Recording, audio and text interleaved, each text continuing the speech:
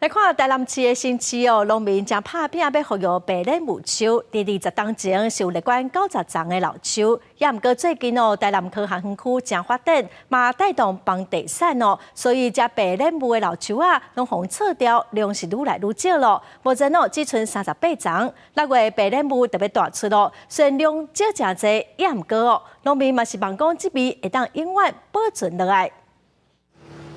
今日农民王坤良的厝内面，会当看到关渡达到3层楼悬、树龄超过100担的白莲雾树，结果是满满。泥土骹嘛落满了白莲雾的果实，这是早期新市地区家家户户拢会当看到的景象。不过随着都市发展，新市地区的白莲雾老树数量是渐渐啊变少。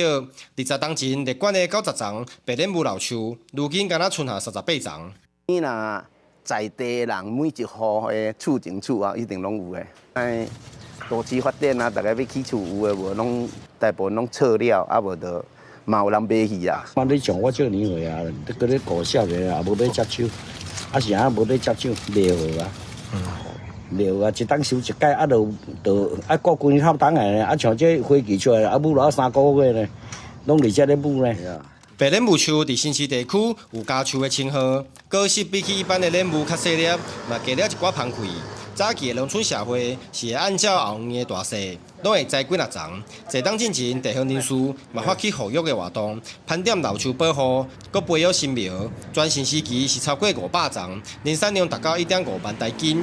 但是因为白莲雾树是欠缺经济效益，随着农民高龄或者是土地卖去，数量是愈来愈少。挡会掉的拢是抱着传承的心态。原生种的它口感啊如果有冰起来稍微冷冻一下，吃起来清清甜甜凉凉的，但是它也有一种酸酸涩涩的感觉。种了2-3分地，因为照顾不易都毁掉了。它也有农民现在本来种了60几棵，现在剩30几棵。它也有1-2棵当然有1-2位农民也是很用心的照顾啊，可是量是真的越来越少。 民众卖出土地了后，有的唔将老树去用撤掉，嘛会将白莲雾树关予公所。公所一当来，就协助将3丛白莲雾树移栽到活动中心。不过后续养护管理嘛是一个问题。虽然如此，随着白莲雾6月进入产季，新市公所嘛会办活动来行销，盼望会当将新市白莲雾的美名传承落去。记者郑俊云台南报道。